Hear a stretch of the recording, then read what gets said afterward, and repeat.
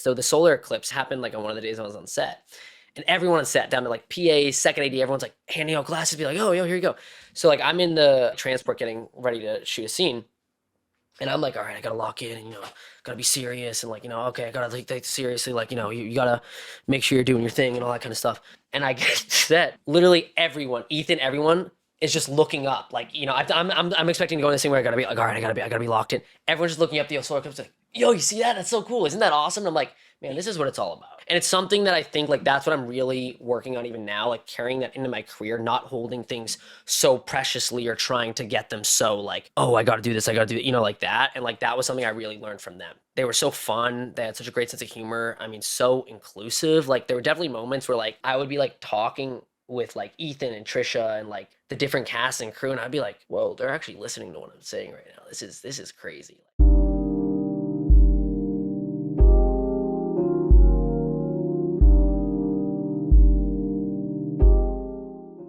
Hi, everyone, and welcome to the Sam Dever Podcast, episode 142. In this episode, I speak with Alexander Carstoiu. This was a phenomenal episode. I can't wait for you to check it out. To watch this episode, be sure to subscribe to our YouTube channel at youtube.com/@thesamdeverpodcast. To listen to this podcast, be sure to follow us on Spotify and Apple Podcasts, and check out our sponsor of the show, Produce Your Passion, at produceyourpassion.com. Here's my conversation with Alexander. Alexander Carstoiu, welcome to the Sam Dever Podcast. Sam Dever, thank you for so much for having me. This is awesome. Like loving the art, loving the vibe. It's fantastic. Yeah. Shout out to Ronaldo Masters, aka Charlie Statiris. He's the artist behind these paintings. He's been on the program. And thanks for coming on, man. This has been in the works for a while now. Yeah, man. I'm so excited. It was such a Oh my God, it has really been in the works for a while. Like I was so excited. Amber knows. Like I'm so glad that I could come on, and thank you for having me on, man. No, it's I'm really glad that we connected, and thank you for making the time. And, yeah, absolutely. Man. Yeah, we got a lot to discuss, but first question I have is, what did you think of the NBA Finals outcome? Ooh, great way to start, man. That's a heavy question. Holy shit. Am I good to swear in this? Oh, you can say whatever you want. So, okay, I was like, I have a sailor's mouth. So, man, it's funny because the NHL, the Stanley Cup Finals and the NBA Finals, I was watching, I was like, this is some of the best, like, just sports I've ever watched. Like, back and forth, two great teams. I was rooting for Indiana, which I never thought I would say because I'm a huge Boston Celtics fan, literally wearing the hat right now. But I was rooting for Indiana. I love Tyrese Halliburton. I've become a huge fan of him. I think he's Mr. Clutch, awesome, like so cool. I don't want to take away from OKC because I think OKC is an incredible team and they deserve it. I think either team deserved to win that. I just was ashamed the way it ended with him going down and tearing his Achilles because he was also on a roll. I think he hit like 3-3-pointers or something. Yeah, he had like 9 points. Right off the bat. And you see like all the game differences that he made specifically throughout that playoff run. It was just such a shame because you want to see. Like it takes me those flashbacks of like the 2010, I think it was the 2010 like Celtics Lakers finals when like Kendrick Perkins went down in game 6 and like that clearly derailed them completely. And I just think that it was just a shame that was the way it had to end. With that said, I think OKC was obviously they were the favorites and obviously insanely well-deserving team. Like I honestly think that they're going to be a dynasty team. I do think that they're that next team. I think they just have such great players. I think Shai Gilgeous-Alexander is just incredible. I just think he's such an incredible athlete, but also such an incredible person. Like I don't know if you saw, but there's that story about how literally right after the finals, he went straight to Tyrese Halliburton's locker room and was like, hey man, like I just can't even imagine if I was in your shoes, and like just gave him a hug, and I was like, that's fucking cool. So it was awesome, man. Just as a basketball fan, I was like, only issue is the Celtics weren't in it. Otherwise I loved it, and up to that game 7 when that unfortunate injury happened, as it did a lot in this playoffs, I absolutely loved it. And congrats to the OKC. They're an awesome team. So and SGA got the biggest NBA contract in history, I believe. Yeah, he did. Well-deserved. Yeah, super well-deserved. But, the whole Halliburton thing, it's like he was damned if he did, damned if he don't type of scenario. Because if he doesn't play, you're going to have people like, oh, man, what would have happened if he would have played? Yeah. But then he played. Then he saw what happened. And it's like, man, it's just... Yeah, it seems like he was on pace that night to have one of those nights. And he was. Again, that didn't guarantee them winning by any means, but it really was the third quarter that they lost it. It was. No, because they were keeping it super close. Yeah, like I was the whole like, all time. right. Like I was like, and they're a team too, whereas like even though Tyrese Halliburton is like such a superstar, like they have other players that can like pick up the slack. I mean, even the Celtics, like I know we swept them last year, but those games were all like insane. Like I always describe that like the intense games is where I'm like, and I like I'm not even a religious person, but I'm like praying in the bathroom, like in the middle of timeouts, being like, let them win, let them win. And like every game for the Pacers versus Celtics was that last year. I literally was in my acting class. It was like in between a scene, and I was like getting ready, and like it was an overtime game, and my scene partner ended up like I felt like the universe was on my side because like my scene partner ended up like calling out like last minute, so I didn't have to go up, but I was already out getting ready. And that was the overtime game where like Jaylen Brown hit the three to put it into overtime in game one, and like, oh my god, that gave me like 10 heart attacks like in that 10-minute period. But yeah, I mean, it's just basketball, dude. But I'm sorry, I forget where we were talking about OKC. I was like, I can go. I know I'm always going to turn it into a Celtics stock. Well, the Celtics got some rebuilding to do next year. Yeah, they got their championship. Tatum, they got their championship. Yep. He got his gold medal. But yeah, you just don't like to see players like go out like that. And the whole look, it was Tatum, Halliburton, and what's his name? Damian Lillard. And then now he's back at Portland, what I think that's a cool story. That is a cool story. I really liked. I thought that was really cool, and like I also think it's cool because they all have been reaching out to each other. Like Tatum reached out to Lillard, and Lillard and then like Halliburton and like Tatum have become really good friends, and it really is just a shame when like you see that injury happen because like they're just such incredible. Like I mean, the Tatum one was like crazy because we were. Me and my girlfriend were in Paris, and I literally like was like, I'm gonna sacrifice my sleep tonight because we like flew in, we got in at like 8:00, and then the game was like starting like 2 a.m. in Paris, like Paris time, and then we had a train to catch at like 6 a.m. But I was like, I'm gonna stay up and watch the game, and I was like stoked. We were beating the Knicks, and I was like, all right, we're good. Like I was like, I really believed like even though we were losing that, like I was like, we're gonna beat the Knicks. We're gonna find out a way. No offense to New York Knicks fans, but as a Celtics fan, like I was like, we're gonna beat the Knicks, and watching Tatum have like this monster game and like feel like, whoa, like he's having one of the greatest playoff games of all time of his career, and then tear his Achilles, and like seeing the pain he was in and like watching him in the wheelchair was genuinely like one of the most devastating things as a Boston sports fan. One of the most devastating sport nights. Like you guys, I was Amber's my girlfriend, by the way, for people who don't know. Hi Amber. Like, hi Amber. She's in the back. But like I was devastated. I literally was like, I was so depressed, and I was like, oh my god. Like I don't know. I love Jason Tatum. I think he's such a good guy, and I think he's just everything he does is like just for the community and you know his work ethic and yeah, I definitely just think he's amazing. So it was just so devastating to watch and devastating to other players as well. And they all wear zero. Wear zero. Like, so if I were them, I would all be rehabbing together. And Barkley said, your first phone call should be to Kevin Durant. Yeah. Because Kevin Durant had that same injury, and yeah. he arguably has come back from that injury better than anyone has. 100%. Like, you know, like when he tore his, and he's come back and still beasted. So 100%. I mean, Kobe was another one too. Like that was Kobe went and shot free throws. Yeah. Made both of them and walked off. That's crazy. That's really? Black Mamba. Oh my. That's Black Mamba. You know what's crazy? Did you see the statistic that this is insane? Tatum tore his Achilles at the exact same quarter in the exact same second that Kobe did. Get the heck out of here. If you look at it, it's literally the exact same second. And what's crazy is I think it's like a month apart. Like I think Kobe's was in like it was either March 12th or May 12th. Or no. I think Kobe's was either like I think it was April 12th he tore it, and his was Tatum's May 12th, I think. But like and it's also because like Tatum's such a Kobe guy, and I was like, that's insane that like literally to the second in the same exact quarter they tore their Achilles. I was like, holy shit, dude. Like that's I don't even know how to explain that. That's crazy to me. Dang, man. Yeah. Well, I'm into the NBA now more than I ever had like in years. I took like a big break from it, but like the playoffs were really fun to watch. Like I really now here I am. I'm paying attention to all the trades going on. I'm like, what am I doing? Well, how am I back into this? Do you have like a recent trade or like action that you were like, oh shit? The Lillard to Portland, that wasn't a trade per se.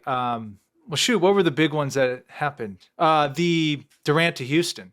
Crazy. That's a big dangerous. One. That's dangerous. I was curious to see if LeBron was going to end up going to Dallas. Yep. Some had said possibly Golden State. Cleveland was kind of there. Yep. But then the Giannis, if you send Giannis to Golden State, or Giannis, if Giannis goes to any team, they're an instant contender. But basically, the West is stacked. Yeah. The East is up for anybody. Absolutely. I mean, the 76ers are supposed to be like one of the biggest teams last year and just completely fell apart. I mean, they literally got Paul George on there and just like. New York lost their coach. They got a good coach coming in, but it's like just kind of everyone's what happened to Indiana. Oh, the trade. What's his name? Or he wouldn't. I don't know if it was a trade. It was the free agent to Milwaukee. He went to Milwaukee from Indiana. Oh, Miles Turner? Yeah. Yeah, I know. Crazy. Like major that's contract too. It's like, dude, like he's gone. Then like Porzingis and Holiday on the Celtics are gone. Which was crazy. Like literally our two centers, because Porzingis and Luke Cornett. Luke Cornett got like I think like a 5-year like multi-million-dollar deal with like San Antonio as the backup center. And because the whole thing with the Celtics was like they were like too, it was like, so I don't fully understand the math to be honest, but like they were too high above like the second apron, so they had to cut a bunch of costs. Yeah. And like I miss Porzingis. He was like, I loved him. I loved Holiday. I'm just happy they kept like Derek White, Jaylen Brown, and at Tatum I knew they were gonna keep, but I was like, there was rumors like, oh, like especially Derek White. I was like, you can't trade Derek White, and like same with Jaylen Brown. Like those three are such a heart. I mean, they've all been there for so long.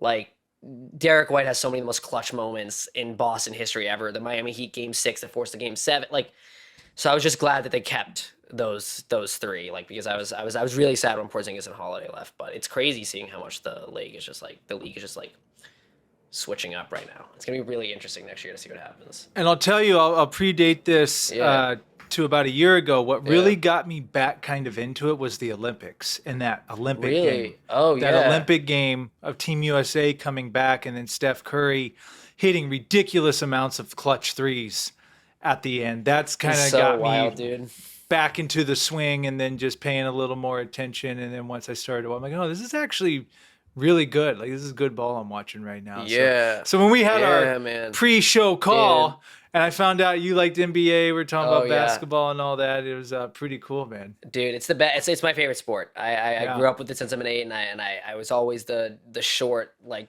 4'11" kid trying to guard the like 5'10" kid, and you know, definitely it's my favorite sport, and I love it. And yeah, dude. And remind me where you're from originally again. Boston. So Boston, you are actually from Boston. I was in I'm in the like South Shore area. I went to school in Dorchester, and then I was from like a South Shore town called Scituate, kind of small town, seaside town. I actually got best seaside town in America in 2024. Shout out to Scituate. So I grew up there, and then after my parents got divorced, I moved to Quincy for a couple of years, and I was out going to Boston College as high school. And then I moved out here when I was 19 years old. Yeah. 19 to Hollywood. Now, 19. Was acting in the picture? Like, was acting, you knew you wanted to be an Absolutely. actor? Absolutely. I still to this day have no idea where I had this perception. I'm the first to admit it's the most inaccurate perception of all time. But when I was 13, I had this random idea. I was always obsessed with like different things and like what I wanted to do. But I just had this random thought where it's like, if you don't decide what you want to be when you're 13 years old, like, you won't be able to be like good at it or whatever, successful. I was like, oh my God. So I went through this like midlife crisis at 13 years old somehow. And like, I was like, okay, you know, do I want to be a football player?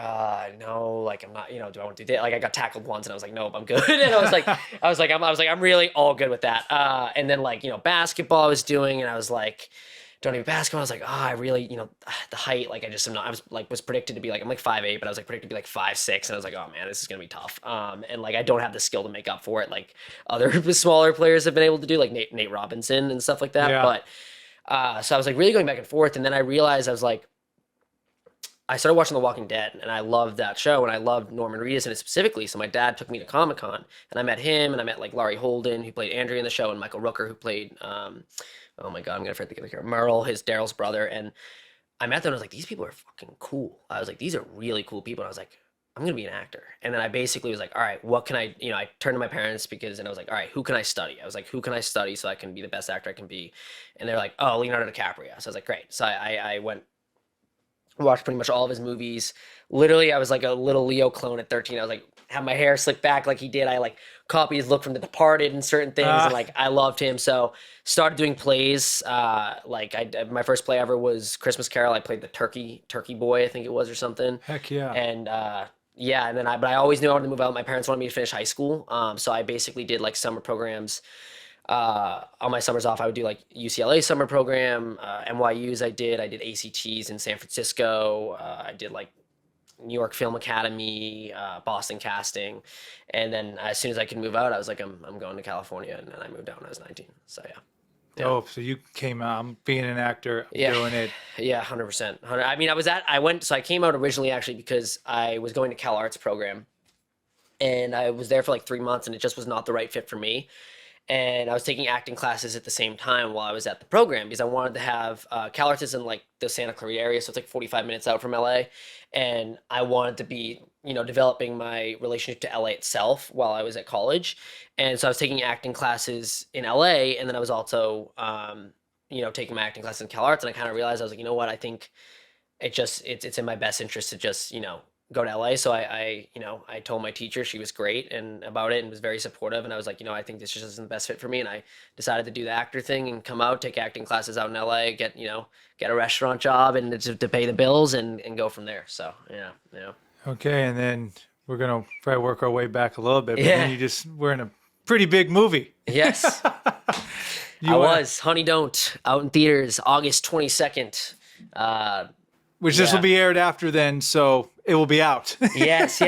So it'll be out. Go see the movie. It's awesome. You'll love it. It's awesome. Yeah.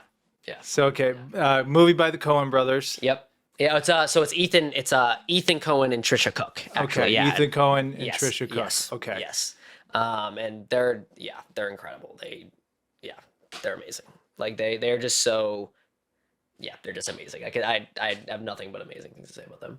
So what was that experience like? Because like I told you in our pre-show call, and when I first saw the trailer, I'm like, wait a minute. Like You're like these are like big time people in every scene. Like I'm looking at you're in it too in the trailer and everything. Yeah. And, that Coen name is so legendary. Yeah, absolutely. And I don't know when the last time a film of any of them had come out. I don't know when the last one was. Oh, man. It's been a little bit, I think. I'm not sure. Joel had the tragedy Macbeth come out with Denzel and Frances McDormand. Okay. Ethan and Trisha had Drive Away Dolls. I think it was last year. It was out in theaters last year, actually. Yeah. And that also had Margaret in it as well. And then I think their last one together, I might be totally wrong, but I want to say it's like The Ballad of like Buster Scruggs, I think, but I don't know for sure. Oh, I did watch. I watched part of that. Was really good. Yeah, I mean, they have so many movies that like it's so funny because like I went leading up to the director's session for it. I watched all of their movies. Like I went and saw Driveway Dolls. I rewatched all the ones I'd seen because I grew up with their movies. My dad showed me Fargo, No Country for Old Men at such a young age. Oh, such a great movie. So great. I mean, No Country is like one of my all-time like top films. Like Javier Bardem in that movie is like one of the like if I can ever just get close to a performance like his, I'm happy because his performance in that movie is just like one of the greatest performances of all time. Like everything about his physicality, oh my God, he just blows me away. But yeah, I grew up with those movies. I grew up with that. I grew up with Fargo. I remember my brother. I have like a half brother who lives in Virginia. He showed me like Raising Arizona. And like I grew up with all of them, but then I watched all the ones I hadn't seen too. So I watched like Barton Fink, which is like one of my favorites. I watched Blood Simple, which was their first and like incredible movie. Obviously I'd seen Big Lebowski. I love that movie. And yeah, I grew up with like watching all their movies, and so I rewatched like most of them all the way leading up to the director's session because I was like, I want to just continuously, I just want to absorb all of it and take it all in. And I mean, they're the best of the best, man. They just make smashes. They're the best. Like they're such great films. So yeah, it's still surreal just to be like, damn, I can't believe I worked with them. Like it's such a surreal thing. Like, yeah. Well, and like we said on our pre-show call and even talking here before we started rolling, like what I was really looking forward going into this conversation, aside from hearing, like your story was like, I mean, you have done something that 99.9% of people haven't out here and are trying to. Yeah. Like getting in a major movie such as this with legendary people. Yeah, it's crazy. And playing, I haven't seen it yet myself, but I can't wait. But like you're in the trailer. It's like, man, like you're here type of thing. Like, dude, it's funny story about that with the trailer. So one of my best friends,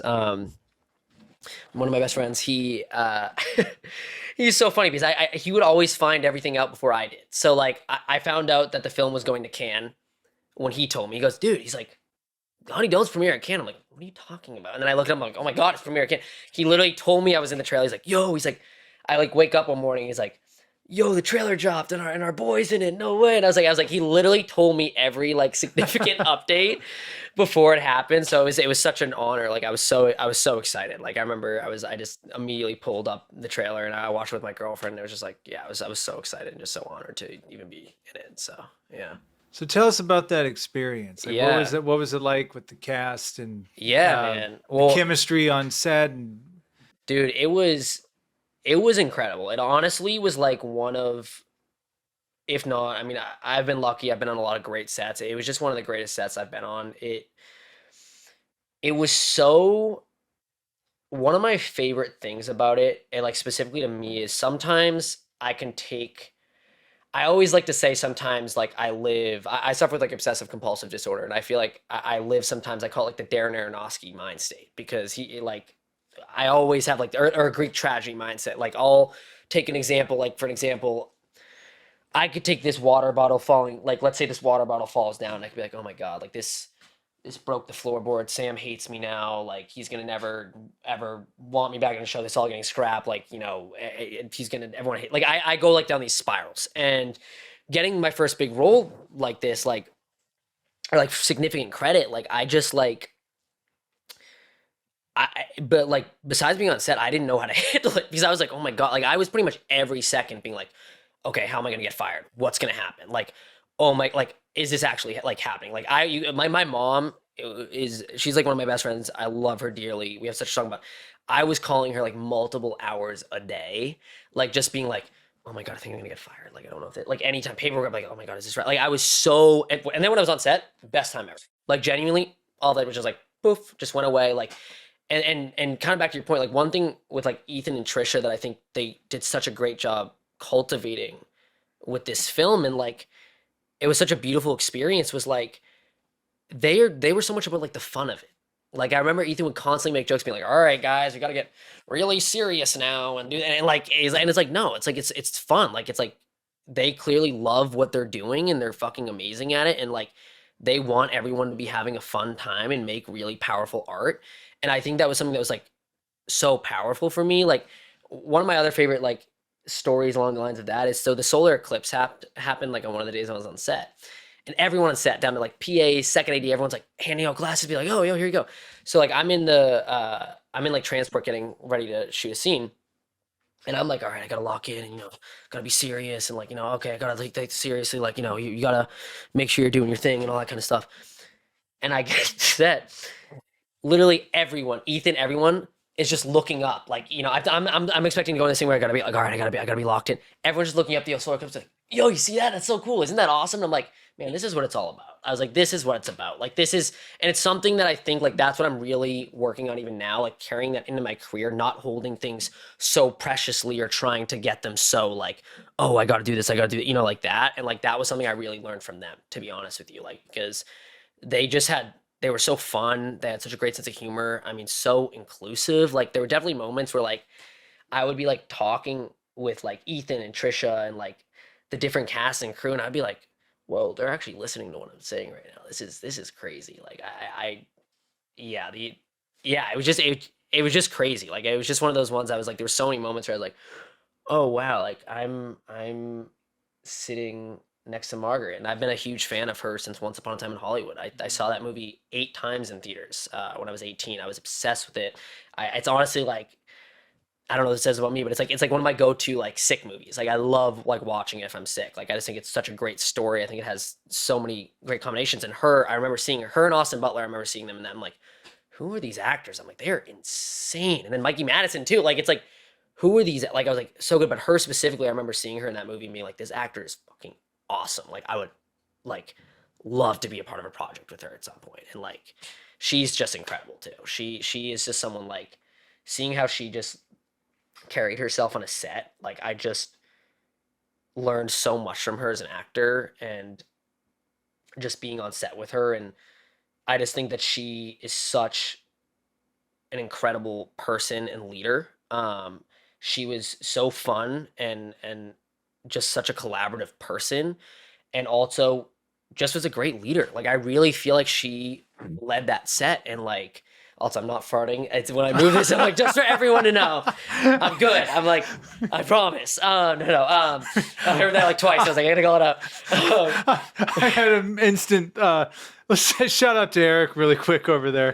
That's Mr. Bojangles to you. Mr. Bojangles Yeah. changed his alias, but we've had some Yeah. people like, and then on the playback, like in the clips, it Yeah. like legitimately sounded like Really? so. Like So kudos to you for standing up for yourself. it's like I gotta make sure because I'm like talking this serious. I'm like, it was the most powerful experience of my life. And then you're like, and people are like, you're like, what the hell? So does this mean we get to keep them all in this episode, Sam? Since they've been If addressed. it fits, maybe that might There be you go, right. yeah. There you go. But yeah, I just was like all of them. I mean, like Chris, like you know, I mean, they're all like just like nice people. Like, and I was so fortunate to meet so many of them. You know, Margaret and Chris and Charlie and you know. Charlie just- from Always Sunny, right? Yeah. He's the nicest guy, dude. I like nicest guy. Like oh my God. Like I was lucky enough to meet him a couple times and just like literally just like one of the most genuine, nice people I've ever met. Like such a great guy. And I mean they honestly all were. They like it was really like one of the most fun sets I've ever been on. Everyone was just having fun. Like we'd stop, there was Chick-fil-A, you know what I mean? It was just like such a like it was crazy to me because I was living in such a world because of my own OCD and mental health where when I was not on set, I was miserable. I got to be honest. Like and that's something I think I'm learning to deal with because You were in New Mexico, right? yeah, we shot in New Mexico, and I wouldn't say I was miserable when I was actually in New Mexico. It was more like any of downtime I would have where it was like, oh, I'm not, like leading up to the shoot or even after the shoot. Like it just, when I was actually there, I had the best time of my life. Like it all went away and it was great.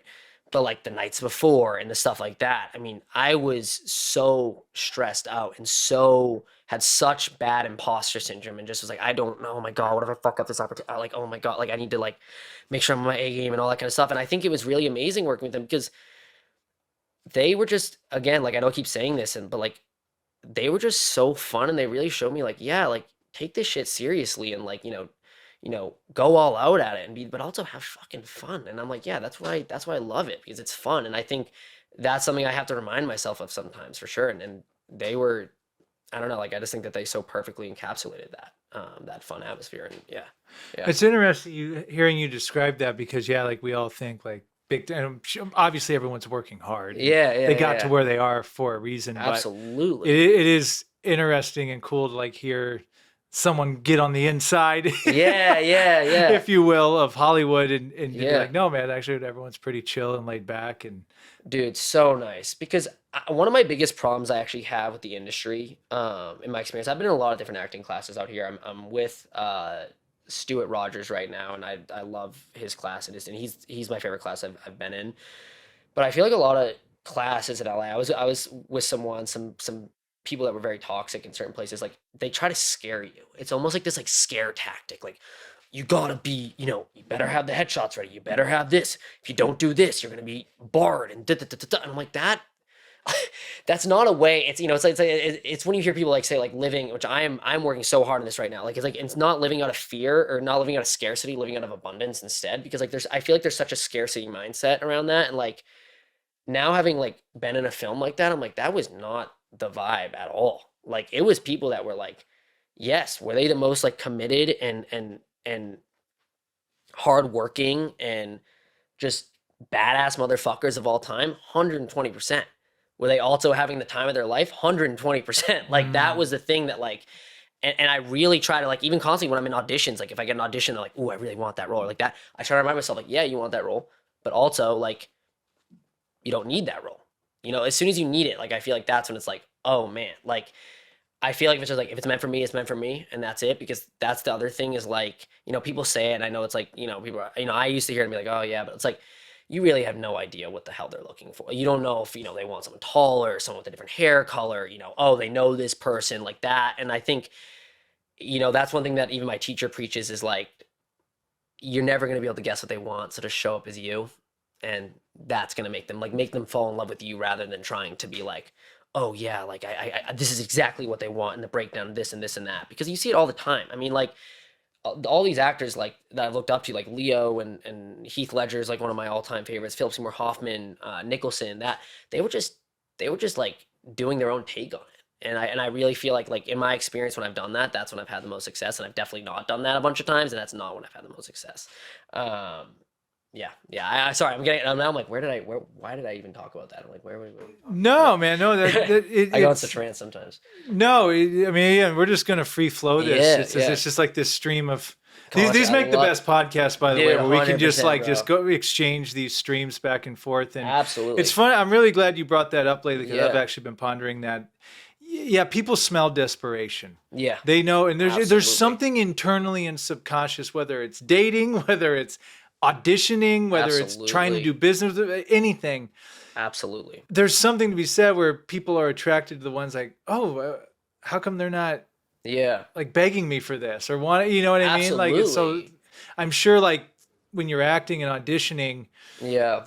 when you're just cool with it, like, yeah, this is who I am. Yep, ma'am. Yeah. This Call me. Like, you got my, yeah, literally. No, like that you got is my like info. that is a thing, but it's also like it's okay to like I think like the thing for me is it's about remembering why you're doing it. Like it's like because like acting is something that like I've loved it since I've been 13 years old. It's gotten me through some of the best times of my life, some of the worst times of my life.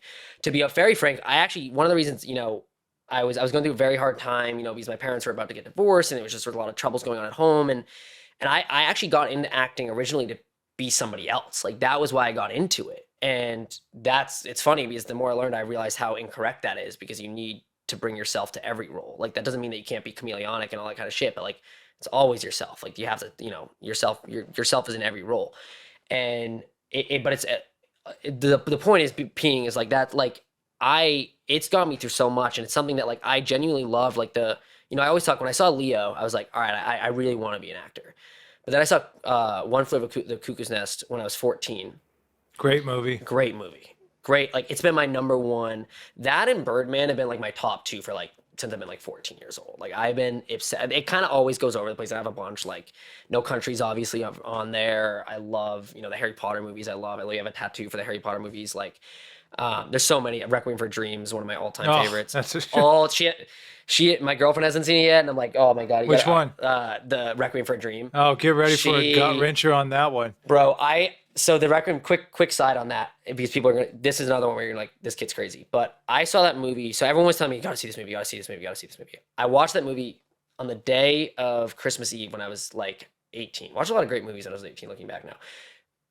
I was so blown away by it, I almost wasn't even impacted by like the story of it at first, because I was so blown away by the artistry of it and the performance, like literally firing on all cylinders, like a movie that's firing on all cylinders, that I called my friend up immediately and I go, like my friend in high school was also like a huge film buff, and I was like, dude, you need to drive over here right now and we're gonna watch this movie right now. I literally watched it back to back twice within like 2 hours. Second time, I'm in tears, everything like filling in, but I was literally so blown away by that movie. Great movie.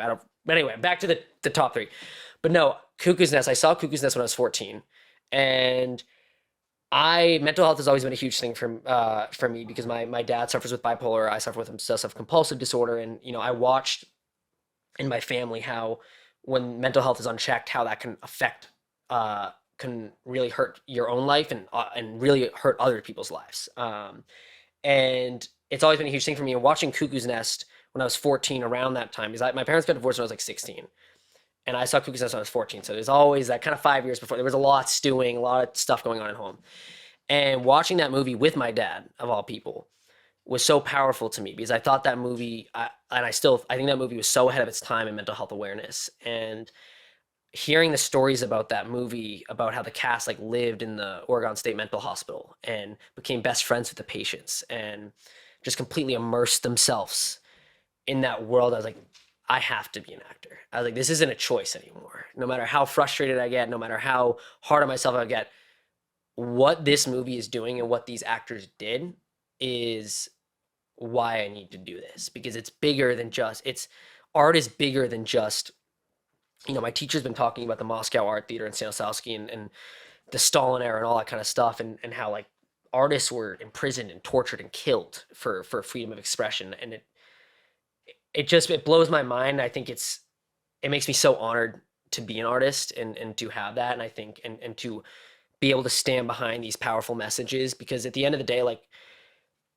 the reason I love acting is I want my end goal is I want to be able to play any kind of role that no matter who you are, what you are, not what you are, who you are, what you're going through, whatever's happening in your life, that you can go and see well, I guess, what you are, if you're a dog and you're watching my movie and you have the performance, and great. But like, I want people to be able to see my performance, and either as Leonard Bernstein says, the best pieces of art don't answer questions, they raise them. And whether if that someone walks out and they're like, damn, am I suffering with alcohol? Like, do I need to look at this in my life? Like, am I suffering like that guy was in that film? Or damn, I am going through, a kid comes in and says, wow, my parents are getting divorced. All my friends' parents are together. I feel so alone right now. Yeah, my counselors talk to me and they see a character where his parents are getting divorced and they're like, wow, I feel truly seen and understood. That is why I'm an actor, is for those reasons specifically. I love that it's not to answer questions, but to raise them. Yeah. Wow. Beautiful quote. I need to bookmark that one. I just watched Tree of Life recently. I haven't seen it. Oh my God. I hadn't seen it in like 10 years. Yeah. I rewatched it. I'm like, oh my gosh. Like, just makes you think about your life. Like, you ask those questions, right? Yeah. It reminds me of a quote I heard from an acting teacher. He said, art, like, you're born and then you die. Everything in between is your interpretation of that, and we call that art. Damn. You know what I mean? That's a good one. Who said that? Christopher Levy, Playhouse West. I'm paraphrasing him. So he said it's something like, like art is like what is between like life and death. It's like that's your interpretation of whatever this is. Damn. No, I mean, people say they know, but do they really? Like, it's like no one knows. No one. If you think you know, no one knows. And I feel like that's the people that are like. I feel like the people that look like they know the most are the people that are in the most acceptance of like, I have no idea what the fuck's gonna go on. Like, whenever I see someone who like guarantees knows, I mean, you don't know it. I don't believe you. Yeah, I am the same way. Whenever someone's like super, especially if they're like super speaking like that desperation thing where they're like, no, it's gonna work. Like, I'm like, hold on a second. I'm like, I don't know how I feel about that. I'm like, interesting. Supposedly UFOs are coming in November. I don't know. Oh, really? Yeah, I don't know why. I just it's like, okay.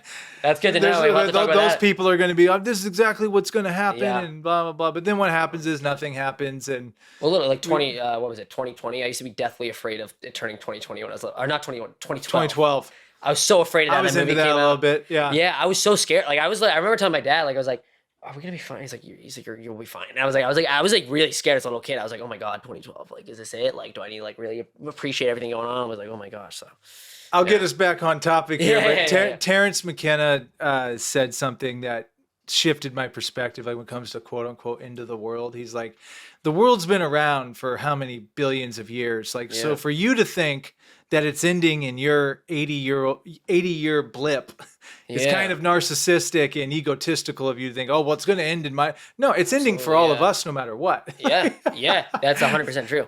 Absolutely. So just live your life, do your thing. Dude, 100%, bro. 100%.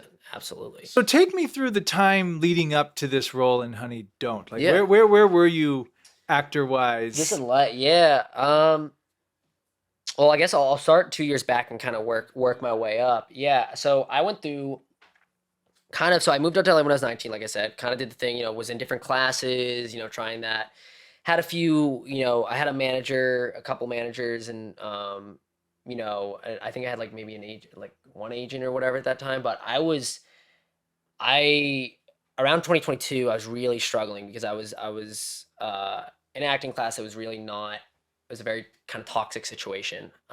And I left, and, I realized it was kind of even a bit of an abusive relationship. And I was like, man, I gotta get out of this. And I was really depressed. And to be very frank, I got really suicidal because I was like, how did I let myself get abused like this? Like, how could I not like stand up? Like, what, like, I was like, I can't believe. And it was one of the hardest, that summer of 2022 was one of the hard, I think it's either 2022 or 2023, but I think it's 2022. Was one of the hardest summers of my life. And I was in a place where I was not SAG. I was for years getting told, oh my God, it was making me so sad. Anytime I would go back home, people were like, so how's the SAG thing going? And I'd be like, it's moving. it's getting there. I'm gonna, smile through the tears. Yeah, like, it was like it was really, really just difficult. And because I'd be so many people who were like, oh yeah, he's good, but he's not SAG. We don't want to look at it. You know what I mean? Yeah, yeah, he's really good. He's not SAG. We don't need to deal with that. And I was like, fuck. So I was like, no SAG. I had no reps. I basically ended up like, kind of starting from the bottom, no reps. And I basically was like, all right. I was like, what can I do here that's in my control? I started medication. I went on Zoloft because I was like, damn. I was like, you know what? I need help right now. And I was at a huge stigma around that. And honestly, I was just like, you know what? If I'm someone that's going to be like, say, I'm an advocate for mental health and awareness, I have to back that up myself, because I can't be like, oh yeah, medication's cool and this or whatever, and then like not be like, then be afraid. And I was really afraid when I took it. And it helped me a lot. And it was something that like it helped me kind of get out of that hole I was in. So I did that, but I was also like, what can I do acting wise that's in my control? And you know, same best friend I was just talking about earlier. He's an incredible director and writer. Fucking incredible. And there's a project that him and I are really passionate about that we want to do. I'm a producer on it and the main actor in it. And we basically shot a scene from that for my reel, because I was like, all right, real. I had a few scenes from an indie I did. I had like, when I first moved out here, I had like a non-union indie I did that was on Amazon Prime for a little bit. And I had some scenes from that, but I was like, I need more real footage, because I was like, that's really important. I only had, headshots that weren't really accurate to me. Like, I didn't have, like, my materials were not reflecting me. And I did that real scene. And I worked really hard. I was like, all right, what's a real scene that I can do that would be good for my casting? And I did that. And then I was also like, I got to get this SAG thing under control. And there's basically my friend and I, who were also was not SAG, and he was having the same issue I was having. He's like, dude, I'm so sick of this shit. Like, I can't get auditions. I can't get meetings with agents because I'm not SAG. We basically we had our same friend that I keep bringing up. His name's Colin. I'm just gonna say Colin. Something like different. Who he's a writer director, so he wrote and directed it. And then him and I, and actually Gabe, my friend Gabe, also co-writer, who started it, who was the not SAG actor as well. But we produced it together and produced this project. And we hired a SAG actor, Jane Carbonaro, who's killed it in this film we did called Encounter on the Street. And that's how we became SAG, is we did that. And we filled out the paperwork, we did everything, and we got SAG that way, because if you do a short project agreement and you hire a SAG actor, if you're in that project, you can become SAG. So you created your own opportunity. Yeah. And I was just like, yeah, I was like, I'm not waiting anymore. I was like, I'm not waiting for this anymore. Hey, everybody. Thanks for tuning in to the Sam Dever podcast. I hope you're enjoying the show. I just wanted to take a quick minute to tell you about my new project called Produce Your Passion. Produce Your Passion is a creative platform for people to overcome obstacles and bring their visions to life and become their most authentic selves. We have a brand new website. It's produceyourpassion.com, and there you will find coaching services. You will find another podcast called Produce Your Passion. I wrote a book. You can download it for free, or you can get it on Amazon. We have an online store where you can get Produce Your Passion gear and a whole lot more. Check it out, produceyourpassion.com. Now, back to the podcast. So I became SAG. My opinion, you're going to hear so many different opinions on this, so it's all with a grain of salt, but it was a game changer for me. It was a game changer for me. I got I'm not with either anymore, but I got my manager at the time very shortly. We shot the film in January. I got signed with a manager and a regional rep within a month, maybe a little over a month, as soon as I got SAG. Like, boom. And I started getting auditions for like soap operas, films, different like legit, like really like credible productions. And I was awesome. I was like, oh my God, I'm auditioning. Like, I hadn't been, because I'd seen, that was a really hard thing for me, is I had a lot of friends who I loved them dearly, and I was always so proud of them in that, but it was really hard, like constantly being the self-tape reader and like never getting my own self-tapes, and them being like, you're so great. Why aren't, what's happening with you? Why aren't you auditioning? And I'm like, oh my God. I'm like, I don't know. Like, I was like, it stresses me out too. And it was something that, then I started getting a lot of auditions from especially, from my regional rep. And, I started going out for a bunch of stuff. So then it's been about a year, 2023, I'm, going out for different things, doing different auditions. I haven't booked anything yet, literally not even a callback yet or anything. And then it's last year, I'm working at a new job. I started working a new job. We get off of a crazy shift where it was just, one of those, anyone that works in a restaurant knows you have those shifts where you get back and you're like, oh my God, I don't know how the fuck I survived that shift.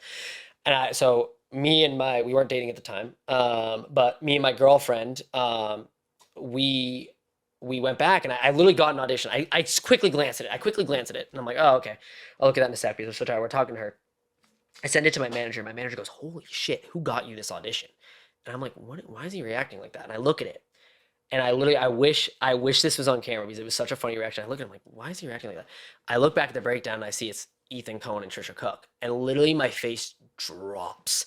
And I start going, I'm like, no fucking way. No way. Like, I'm like calling my mom. I'm calling my dad. Like, I'm literally like my girlfriend's concerned. She's like, are you all right? Like, what the fuck is going on? I'm literally like, tears are like in my eyes. I'm like, I just got an audition for a fucking like Ethan Coen film, dude. Like, I just like I didn't even know this was like a possible thing for me to get this on. Like I didn't even know, and it was crazy. Like I was like, all right, but I did have this thing in my head, and it's funny. I had this fucking thought in my head, and I honestly think it was like a gift from the universe or something.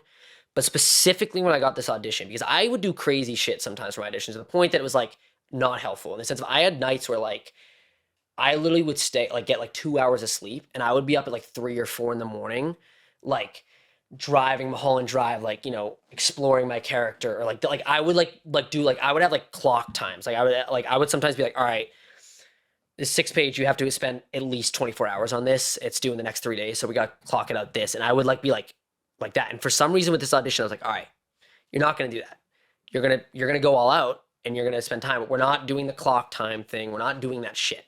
And like, I was like, you're just going to trust yourself in this one. I really think it was a gift from the universe because it's something I'm very actively working on right now still. And I've gone way better at it. Like it's so different than it used to be. But especially at that time, like that was the first time I really just was like, all right, I'm just going to, you know what? I'm going to trust that the work I do is good enough and I'm good enough. And did the first audition, didn't hear back for a bit, then got a call back. And I ended up actually doing an audition for a different role than the one that I had originally gone out for. And I was like, all right. I was like, this is really interesting. I was like, this is going to be a hard, like, I was like, this is going to be an interesting one to book. This can be kind of hard, but I was like, this is a challenging one, but I was like, all right. I was like, I'm going to do it. I'm going to go all out. And I didn't hear anything for about a week. Then I got a call from a manager. They're like, hey, can you come out to New Mexico? We want to do director session. First director session ever. I've never done a director session. I've never had a callback. So I don't know what the fuck to expect. I get there. I tried actually it was just such a like, I was still like doing the work thing and everything. I was like, all right, I was like trying to, keep calm, all that kind of stuff. Going to the office, I don't even know, like, again, I guess I should have known this because it's a director session, but I didn't know like if Ethan and Trisha were going to be, like, I had no idea who the hell was going to be in the room. They're like, oh yeah, Ethan and Trisha are going to be in the room, go in. And I'm like, holy shit. And they're like, the casting director's like, yeah, we love you. We're so excited for you. And I'm like, oh my God, everyone's so nice. They're so friendly. And I'm like, oh my God, now I'm scared. I better like, again, that I tend to go into those Greek tragedy mindset sometimes. So I'll be like, oh my God, what if they like me? Am I going to fuck this up? Like, oh my God. Go in the room, Ethan and Trisha are in there. Ethan literally comes up to me right away. It's like, they're like so friendly. Like, they're like, hey, oh my God, how are you? They're like, dude, love your work, man. Like, I'm like, what? I'm like, I love your work. I'm like, he's like, yeah, dude. He's like, yeah, just, yeah, go ahead, do the audition like that. Did it once. And then, they gave me notes. Trisha gave me a really great note, did it again, with the note in mind. And then they're like, yeah, awesome. We were joking around. They're like, oh yeah, we got a friend named Alec, like, oh my God. Yeah. And that's how I go by. And I was like, oh my God. I was like, this is fucking awesome. I was like, this is so cool. And walked out. And then I will be honest, that was the moment where I was like, the whatever happens went out the fucking window. I was like, I called my manager, like, okay, I need this motherfucker. I was like, I need this part. Like, I was like, I need this part now. I was like, this feels like it's part, like, I just need this part.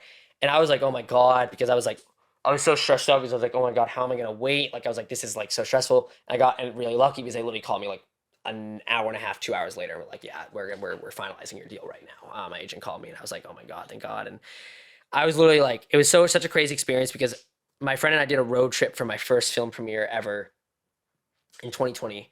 And we actually went, one of the places we went through was New Mexico. And we went into this bar and I was again 19. Yeah. No, I was 20 because I wasn't 21 yet because I couldn't drink at New Orleans or any of those places. And what's crazy is that same bar is where I had my like celebratory drink after I booked the role. Whoa. Like same fucking place. I watched the Celtics game when they lost to the Cavs, unfortunately, in a game. But I watched the Celtics game. I went into that bar and had a drink, and I was like, holy shit! Like this is really just that thing where people say you never know what can happen in that amount of time. I mean, if you told me, like, I also was like, that's one thing I've been having to deal with this year too. Is like, you don't know, like, no matter what headspace, you don't know what's up next. You don't know how it's very true in the sense of it Hollywood and that doesn't happen overnight. Like there's been years upon years, auditions upon auditions, rejection after fucking rejection, pain. I always say I've literally had blood, sweat, and tears go into this because I have this knack for some reason. When I was on stage, I'd always end up bleeding somehow. Either like, I'm eating beans and I cut my hand and then I'm like, oh shit, my hand's bleeding, or like my knees all. I was always ended up bleeding somehow in my high school theater. So I literally put like blood, sweat, and tears into this shit, and like all that, like, I'm trying to think where, but oh yeah, my point is like it's not like it's never an overnight thing. But I think why that perception's there is because when you actually get it, it feels overnight sometimes because it's like, oh shit, now I'm just in this and I didn't have that before. You know what I mean? And now I am in this and I've done this and like, holy shit. So yeah, man, it was. So yeah, I got the part. Got to meet a bunch of the cast, and the crew was incredible. You know, everyone, costume people, PAs, fucking ADs, all like the nicest people, friendliest people, like literally like just coolest people, like such a warm environment, such a welcoming environment. It really felt like just like a team. It was like, all right, like we're out here to make something fucking fun. We're out here to, you know, create some awesome art and stuff like that. And it was really amazing. As leading up to the film, my imposter syndrome was crazy. Like it was off the roof. I was constantly, thinking of ways I could get fired. Like I was like, okay, can I get fired like this? Can I get fired like that? Oh, did I not send this? Literally, it would be stuff so ridiculous and specific to the point that like I would be like, oh my god, they sent me an email 3:02 and I didn't respond till 5:03. They're gonna fire me. I'm getting replaced. Like, He's a mom, I'm getting slacker. replaced. Literally, like, he's a slacker. He doesn't know what the fuck he's doing. Like I literally, like during the table read, this is hilarious. During the table read, like I think Ethan happened to like have to use the bathroom around like a certain part where I was involved, and I literally was convinced, no joke, it's so ridiculous looking back. I was convinced they were making the call to replace me. I was fucking convinced of that. I literally was convinced. I was like, oh my god, everyone in the room thinks I suck right now. I was like, oh my god, they're realizing. And you're in the it. room with everybody, like the Yeah, entire dude. cast. Like I'm in the room, like everyone, and I'm like, oh, Chris Evans, all those yeah, guys. dude. Yeah. Like I'm like, oh my god. And again, like during the table read, had a blast. So much fun. So much fun. Again, on set, so much fun. Like I don't know why it works that way, that when you're actually doing it, you're like fine. But like it was whenever my mind had moments to think that it was not very nice, and it would be very like just any way. Like it would turn anything. Like it literally could be like, this didn't happen. But like this is like an extreme example, but it could be like, oh my god, I'm wearing a green shirt today. They don't like the color green. They're gonna replace me. Like it was like getting to like stuff to that level of ridiculousness, and it was just like it's not fun. Like it's just not a fun headspace to be in. But it was also at the same time, it was definitely a thing, especially like after the film, when you were saying like earlier. I forget if this is when we started filming or not, but like you have to pinch yourself almost. Like there were moments where like I remember like 4th of July specifically last year, not this year, but the year before. I remember this moment where I was going back and I had a little buzz on, and I was like, damn, I'm in. This is like after like a couple months after we wrapped, I was like, I'm in that movie. Like, holy fuck. Like, I was like, I'm in that movie with these filmmakers that I've literally looked up to since I've been like 8 years old and been seeing their movies. Like, No Country is literally one of my favorite movies of all time. Like, I love Fargo. Like, I just was like, and that was a big thing, was like also like Barton Fink. Like I was like seeing that movie, like, man, like yeah. So you were already a fan of noir films. Oh yeah. I loved it. I mean, we did a whole noir when I was at CalArts, we did a whole segment on noir, all the different facets of it. I did a scene from Double Indemnity, which is a really cool movie, and I love neo noirs, like Nightcrawler, and I love Zodiac. I don't know if Prisoners qualifies as a noir. I love that movie. Chinatown. How the fuck could I forget about that? Chinatown. Great fucking movie. Great movie, dude. Like, dude, Great movie. Nicholson in that movie. Dude, I'm like, it's so good. he's so great. Also, He great. owned the 70s, man. Dude, Like, he owned did. Cuckoo's Nest. Cuckoo's Nest. That movie. Chinatown. Sure, some others that I'm not even thinking of.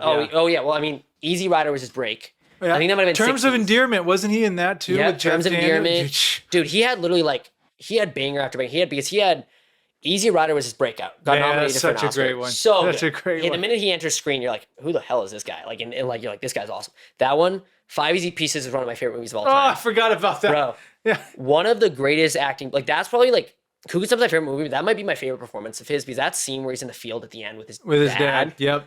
Also, just the the piano scene. One of my other favorite ones too, because I think this is a great example when we're talking about being able to relate. Those unspoken things in humanity. I remember Barry Keoghan talked about that with even Saltburn when he danced naked. And they're like, "Why do you do that?" And he's like, "Well, everyone kind of dances naked. We just don't talk about it." And I was like, "That's so true." And I think that was Nicholson, with Five Easy Pieces, the scene where he's about to leave his wife, not wife, his girlfriend or whatever, and he freaks out in the car. I was like, that is such a moment that no one talks about when you're having that awful day and you're so this and you just have a freak out alone in the car.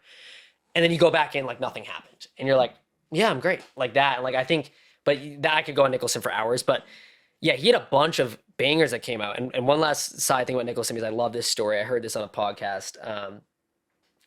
Supposedly, when he lost for Chinatown, because he was nominated, someone turned to him and like, Jack, I'm really sorry, man. He goes, oh, don't worry about it. Dude. Don't worry about it. I got it next year. And what are you talking about? He's like, oh, dude, I got it in the bag for Cuckoo's Nest. Are you kidding me? It's fine. I'll just go get it for Cuckoo's Nest. I'm good. And then he did. And it's and he literally said, and it's so cool because he has that kind of that little arrogance to him, but then he has that humbleness too, where he's like, last thing he says, which I think is so inspiring, and I always watch when I'm feeling down as an actor, is he says, last person I want to thank is my agent who 10 years ago told me I had no business being an actor. And I'm like, that is insane.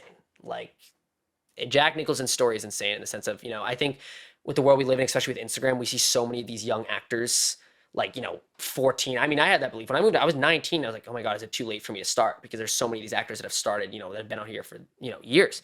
And the reality is, it's just, that's not true. It's everyone's own personal journey in that sense. And I realize you asked about noir now, and I'm going to this.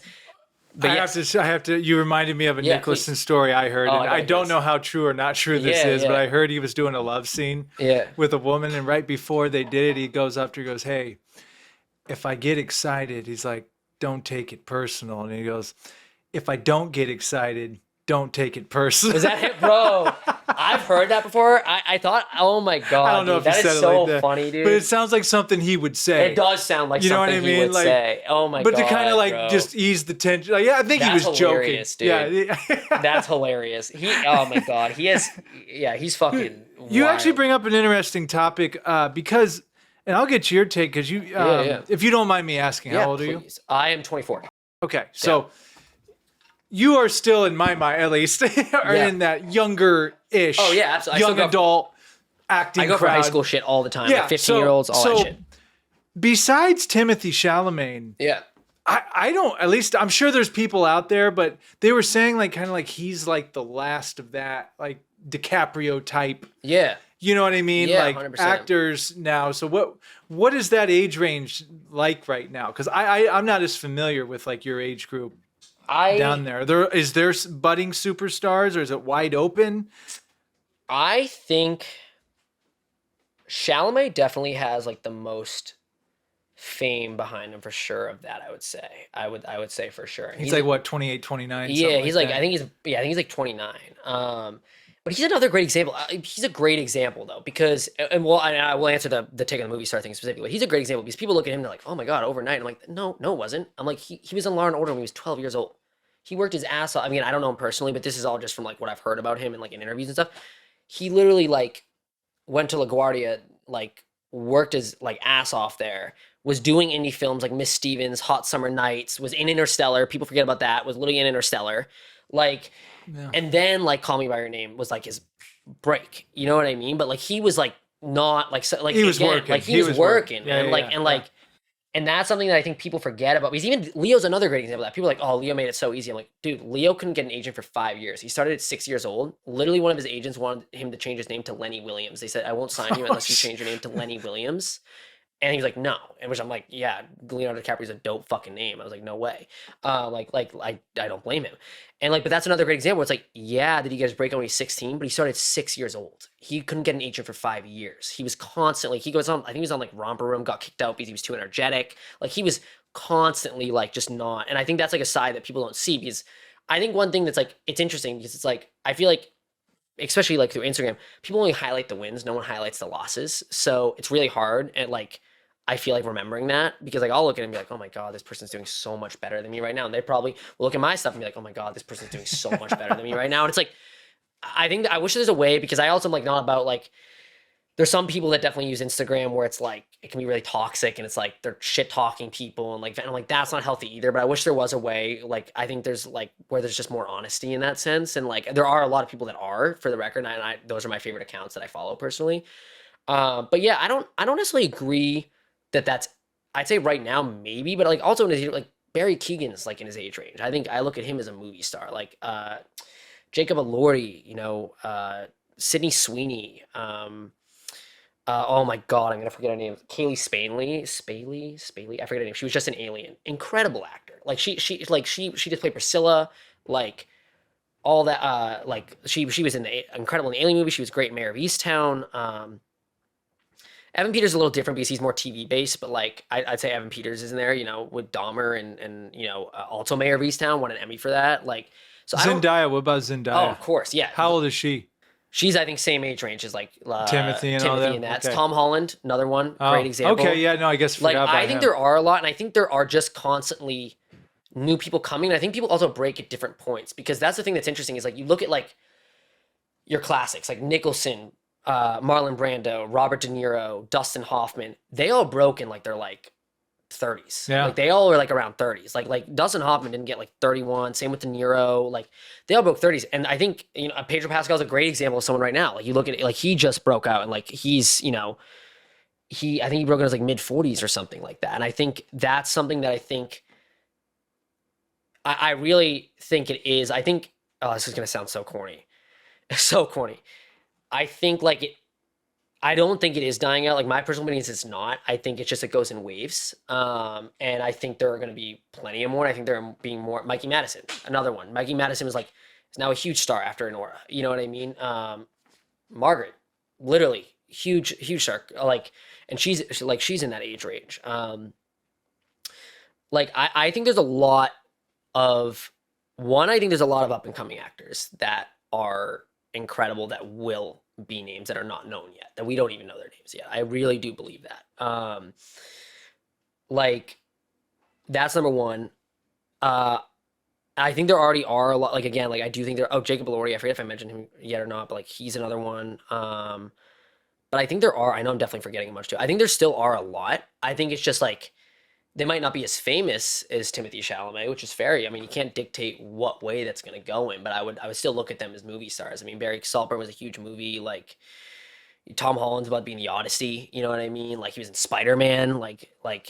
So I think that still does exist, very much so.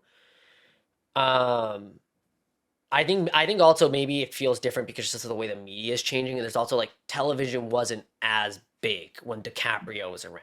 The movies were clearly the thing. And what's funny though is, and I also really believe this, I really think we're entering a time in the industry where my two favorite eras of film ever was the 70s and the 90s, because I felt like there was so much. You take a movie like Five Easy Pieces. That movie is literally about nothing. It's literally about a guy who comes from a really privileged family, who's a drifter, who doesn't know what the fuck to do. That's it.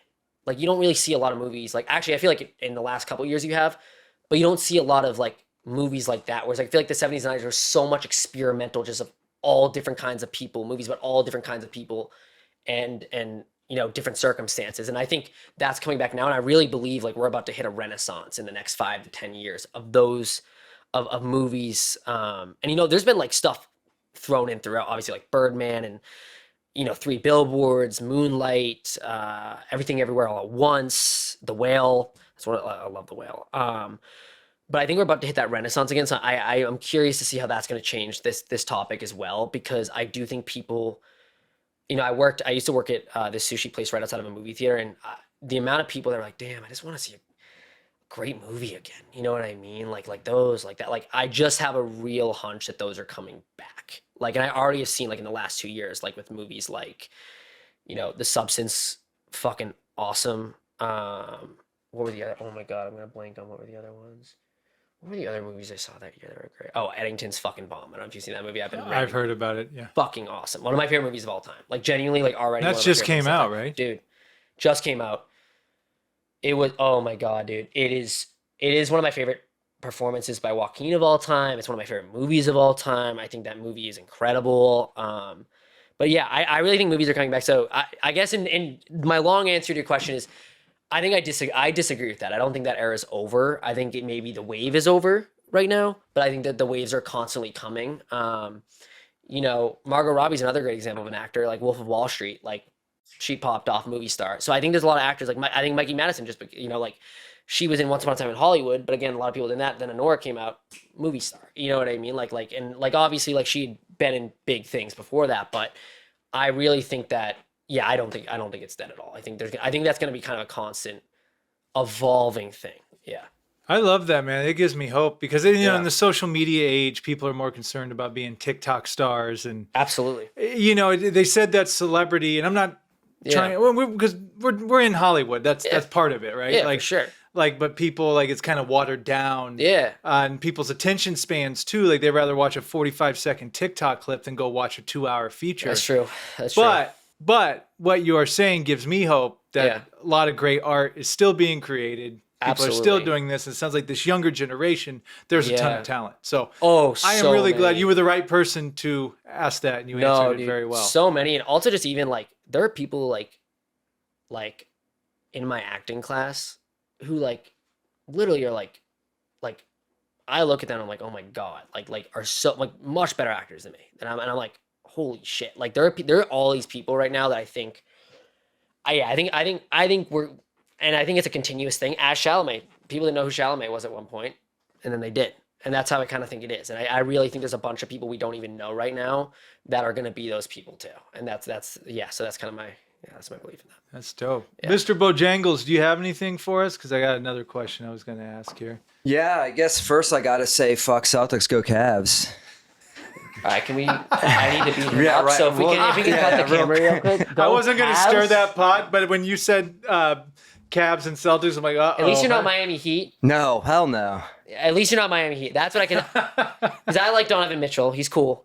Yeah. I will say it sucks that we weren't in the Eastern Conference. We both should have been in the Eastern Conference. I know, we both. But hey, man, more power to them. That's true. They killed it. But to relate to, you were talking about your clockwork that you were doing, and then that audition, you're like, no, man, no clockwork for this one. Yeah. I think maybe, like, we've talked about OCD on here before, and I've experienced some of that too. I think that was like one of those moments where maybe the clockwork even kind of was a little bit of an OCD thing, that you felt like you always had to do it or something. 100%. And so you having that energy to say like no to that, and like, I think that kind of carried you into that audition. And like, so I just wanted to really just say fuck yeah to that. And, thanks, man. I really appreciate that. And I related to that. Thank you, man. Yeah. Dude, it fucking sucks. It's one of those things. It's like, oh my God, it literally controls you. Like, it's just like, it's just the worst. But in that moment, you controlled it, and you're like, no, I'm not doing that. Yeah. So I just wanted to say that was cool, and I related to that. So thanks for sharing. Thank you so much, dude. Thank you for sharing that, dude. That's fucking, dude. That's really nice. Yeah, it is one of those things, and it's like, one thing that on that with too is like that I've really stuck and has been a huge thing for me is I found this meditation this one time. I don't even know if this is like a practice meditation in general or what, but the whole theory of it was called lion mind. And so like, back when I was 19, I've suffered with depression and suicidal thoughts on and off. And I was in a pretty bad place when I was 19. And my mom basically like set up this reading, this kind of, this astrology kind of psychic type of reading. And I basically, one of the things that was cool is everyone has like an animal totem pole. They have like an animal that's their main spirit animal. And I love animals, so I always wanted to know what my spirit animal was. And my spirit animal was a lion. And I was like, I'm not a lion. That's way too fucking cool. Like I was like, it can't be a lion. But the reason I bring it up is there's this connecting that because I kind of used lions as like a symbol of strength when I was going through. I was like, you're a lion, just keep it going, keep going, keep going. And there's a meditation called Lion Mind, where basically the idea is that the anxiety or like the OCD is like the bone. Like someone's waving a bone in front of a dog. The dog is going to be laser on the bone. Everything else doesn't exist. And if the bone is anxiety, like it completely, so with OCD, I'm afraid that, let's say I'm afraid I offended you. Because that's the other thing with OCD, I feel like, and I don't know if this is your experience with it as well, but I feel like people hear OCD and they're like, oh, you like to keep it really clean, right? And I'm like, you can look at my apartment, dude. I'm a messy motherfucker. Like I'm getting better, but I'm like, that is not it. OCD is like to the extreme, like to the exact, like extreme. Some people like literally like will not like be like put themselves like, this is like the most extreme. Like it blows my mind. There are some people that will not have kids because they're afraid they will molest their children if they have kids, who have like really bad OCD and who are like the least likely people to do it, literally.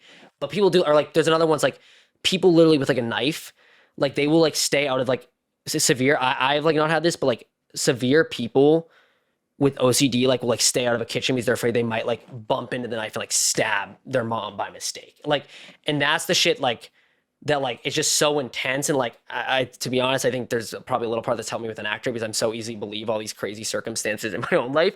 But the lion mind, basically, if the dog, you're waving it, it's anxiety, the dog is going to be only focused on that, completely go down the rabbit hole, and that's that.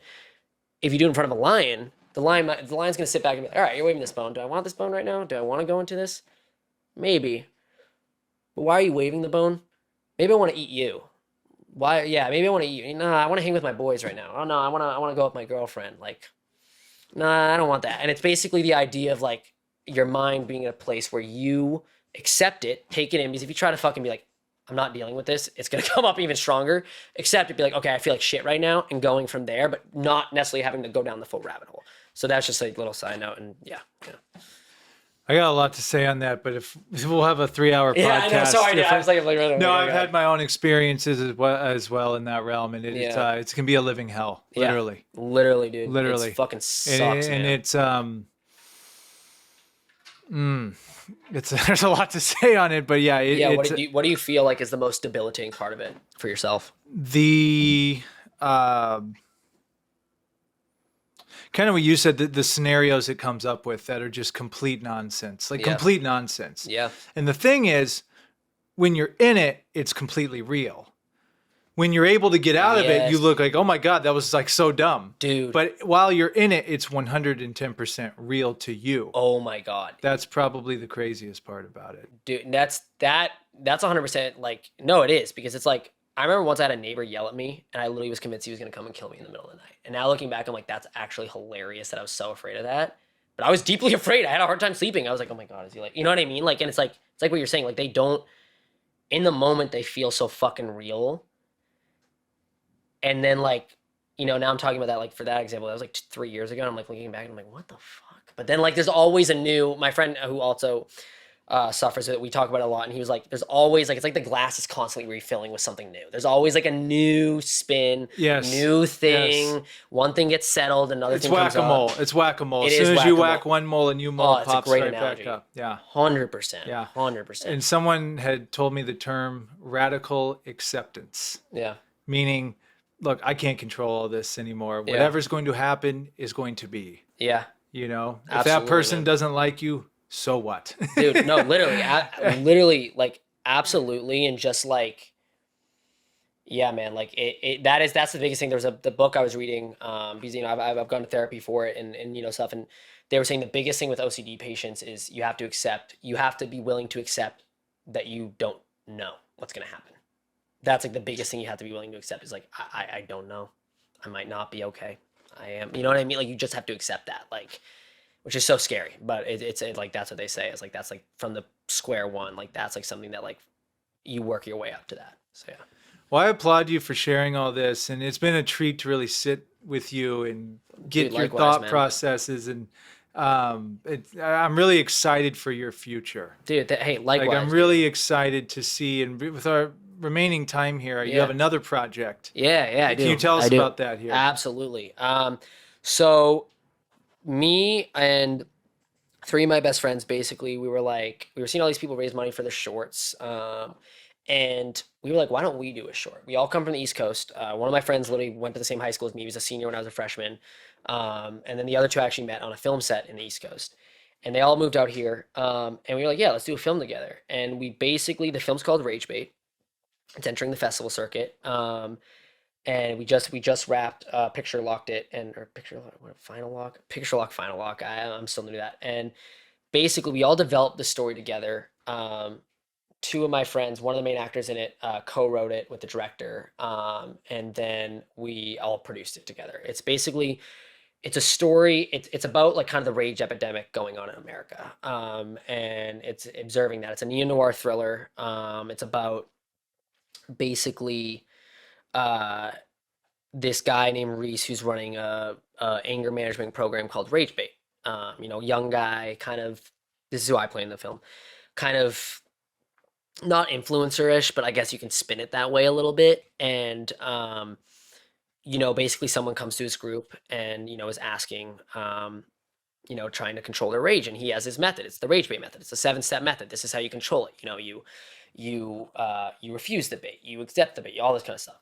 And long story short, he ends up, without giving too much away, he ends up encountering someone from his past that he has been pushing down and actually forgotten, and like that is specifically blacked out from his memory, intentionally, and all hell goes loose. And it's observing rage, because I feel like in the world there's such a thing where it's like, either, especially where I come from, like East Coast, like there's such a, like, you don't talk about your feelings like a lot. Like it's not, people, like I've had friends who've come to me like when they've wanted to go to therapy and they're like, never done therapy before. And I literally had a friend once be like, it's not like pet therapists and stuff like that. Like that's not how it works, because I'm not feeling good right now, but I don't know, and I don't really feel comfortable talking to my parents about this. And it's like huge thing. Like it's really not like, people don't want to talk, like people would rather hide it in. And I feel like there's like, there's multiple ways that rage kind of facets itself, but like, we see these awful, monstrous atrocities that happen. These, mass shootings and these things, these massive fucking atrocities that are just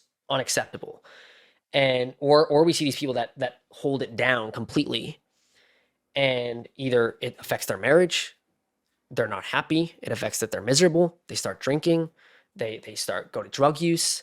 They would rather do all these different things to escape than just like literally radical acceptance, sit with that and tackle the mental health. For some reason, when people are going through a hard time, that's like the last thing is like therapy.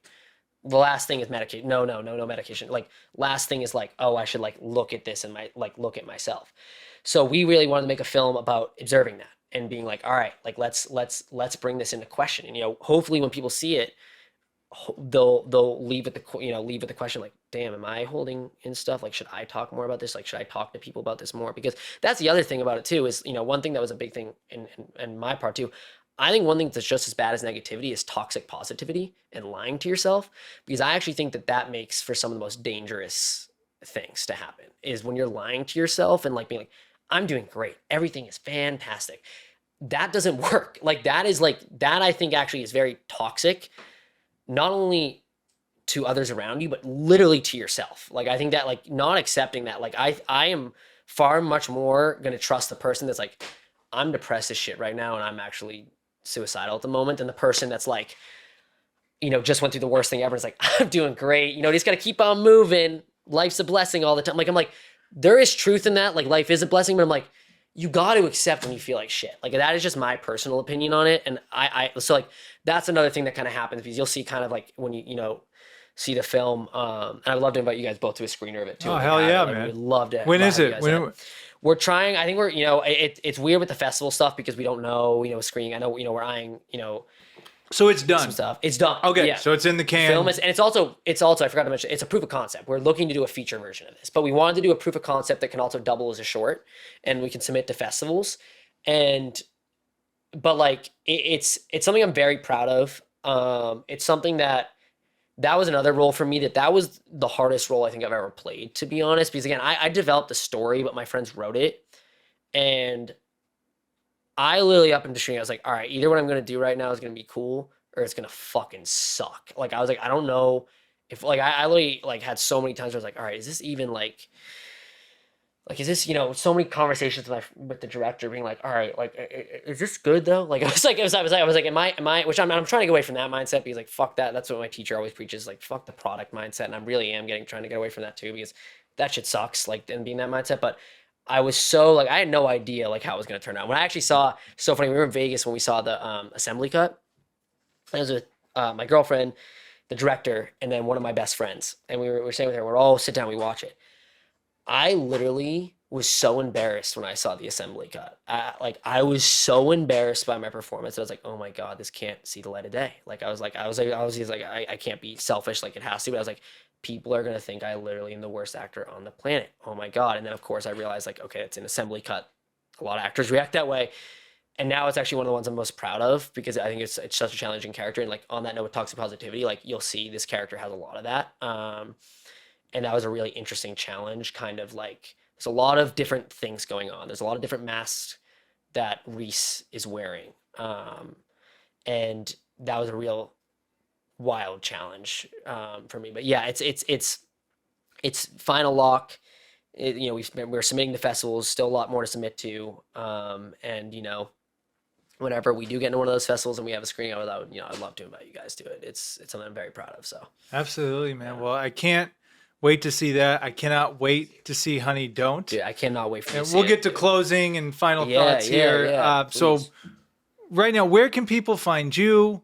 Tell us more about Honey Don't. Yeah. The other movie, where are all the places we need to go? Yeah, man. Check you out. Absolutely, dude. So Honey Don't is gonna be. Do you want me looking at you? Is You can anywhere point right at that right there? camera. What's up? Like, hello, welcome to my TED Talk now. So Honey Don't's gonna be in theater August 22nd. So definitely go check it out. I hope you guys love it and enjoy it. Everyone is incredible and amazing, and yeah, I hope you guys have a lot of fun. Rage Bait, that will be. You can look at my Instagram. My Instagram is Alexander Carstoiu at Alexander Carstoiu, just all lowercase. And Rage Bait, I'll be keeping updated. Festival screenings, whatever. There is something that we can do to show and that. In terms of other stuff, I'm doing some music. I'm part of this like little group called Memory Hole that we did after 1984 because I started making music just like honestly more as a hobby, just to again kind of that mental health, be like how can I a positive way to deal with my mental health and these nasty thoughts that come in.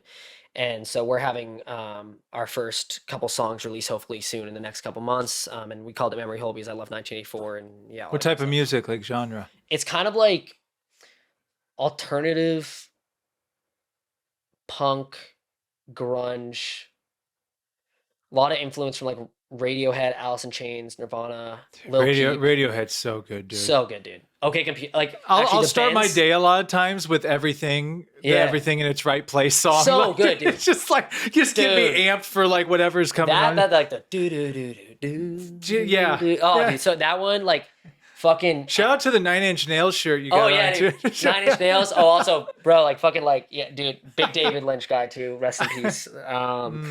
Rest in peace. No, I love that. Yeah, love the 9 Inch Nails. Love the 9 Inch Nails.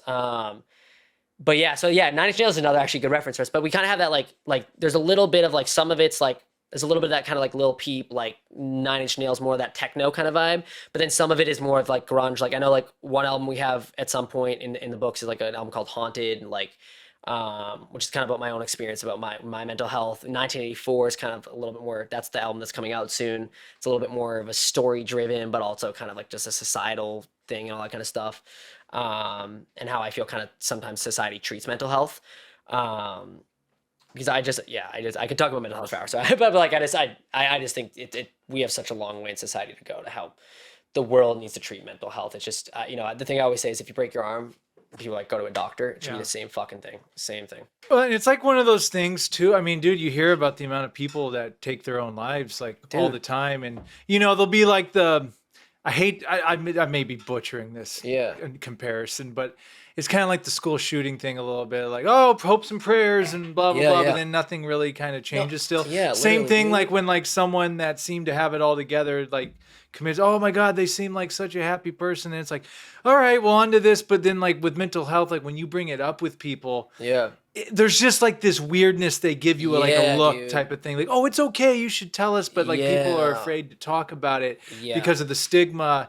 And the box you're going to be put in if you're saying, hey, I'm having a mentally tough day today. Dude, absolutely. I agree with you. Yeah, it should be treated just like any other health ailment.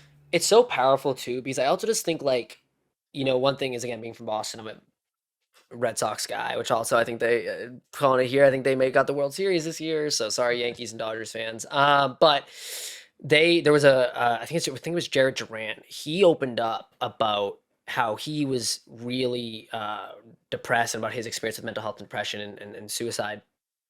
I believe he mentioned suicide. I don't know. I have to reread the article, but he was talking about his experience with depression, mental health, and literally just in him doing that, there is in Boston, there's a local suicide hotline called Samaritans. They were saying in the news that like just because a Red Sox player did that, because also Boston sports is like everyone, even if you're not a sports person in Boston, you have to know about sport. Like it's like part of the culture. Like everyone just like, it's like the weather. Yeah, it literally is like the weather. Like you're wearing like a literally the simplest Boston shirt. You're probably gonna get like 4 people be like, yo, go Sox, go Celtics, let's go, man. Like, you know what I mean? Like pumping up, random people hitting you up, like all that kind of stuff. But like literally just that Red Sox player doing that, like made so many more people feel comfortable to call a suicide hotline. And I'm like, that's the power of what speaking up can do about it and speaking. And I also really believe, I've always said this, and maybe this is like too much of a basic blanket statement to say, but I just really believe if everyone was in therapy, no matter where you are at mental health, like just therapy, just talking about it, just being open, I really think the world would be a way better place. Like I really just do. I think there would be like so much less violence. You know, I'm not saying there would be any violence, but I really do. Like I just think there would be so much more.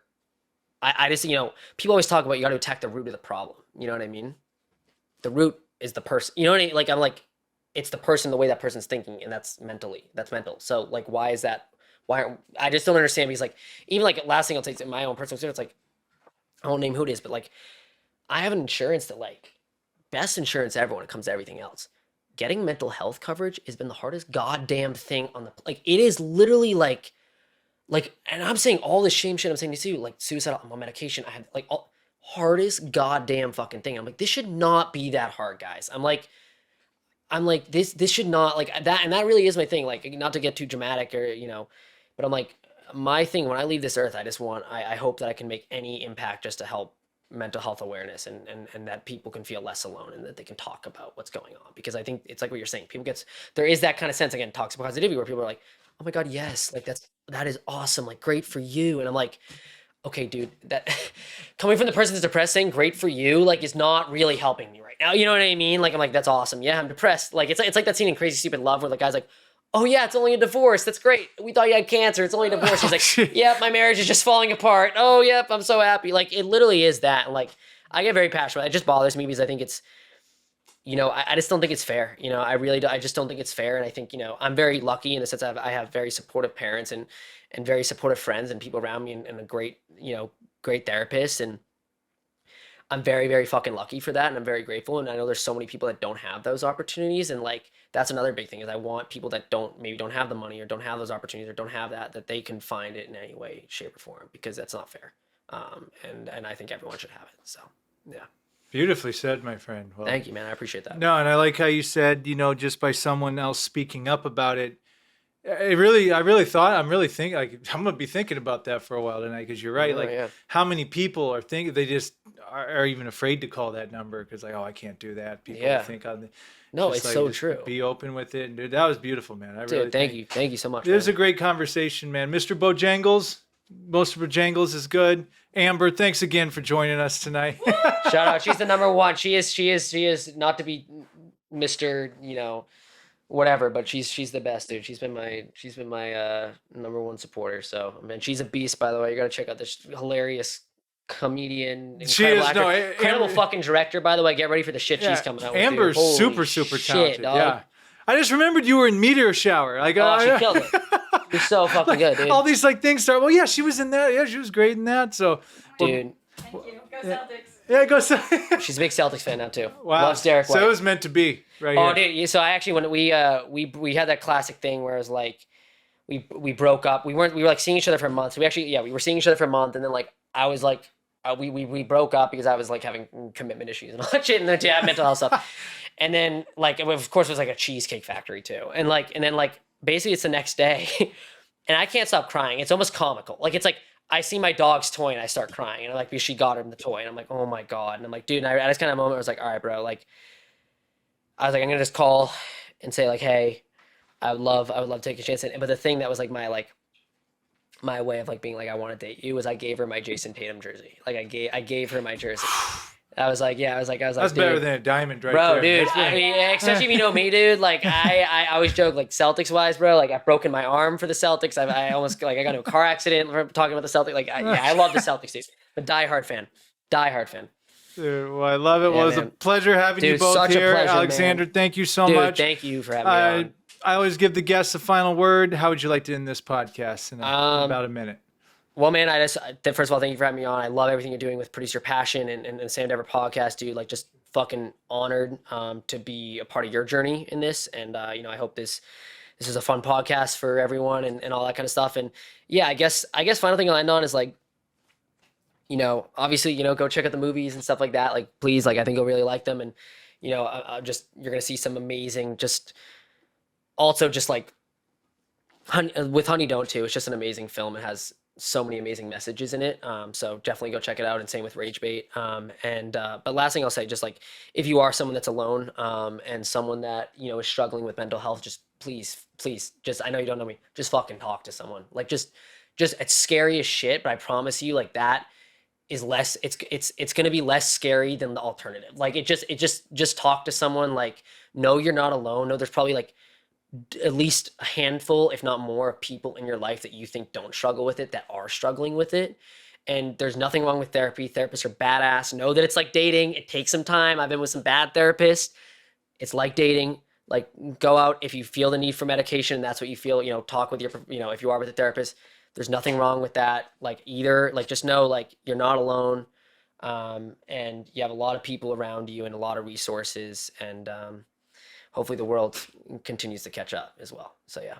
And thank you so much for having me on. Thank you. Seriously, guys, you have a wonderful show. Thank you, man. That was beautiful. Thank you so much for sharing that. Thank you, best of luck course. to you. I can't wait to see where your career goes, man. Dude, it's gonna hey, be fun. Likewise, man. I'll have to come back on for the next film, buddy. Yeah, like, sounds dude. good. Sounds good. 100%, man. Thank you so much. Thank you so much for having me.